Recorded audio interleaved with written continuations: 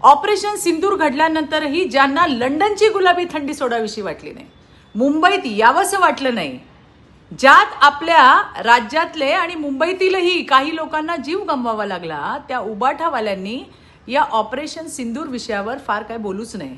अरे उलट तुम्ही त्यावेळेला भारतीय सैन्याच्या शौर्यावर सुद्धा शंका उपस्थित केली होती, तेव्हा लाज नाही वाटली?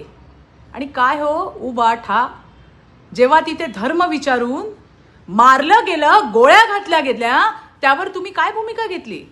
तेव्हा तर तुम्ही मूग गिळून गप्प बसला होतात. आता निवडणुका आल्यावर तुम्हाला हिंदुत्व आठवलं. तुमचं बेगडी हिंदुत्व तुम्हालाच लखलं. कारण आज तुम्ही भारतीय क्रिकेट संघावर दबाव आणून पाकिस्तान संघाची मदतच करत आहात.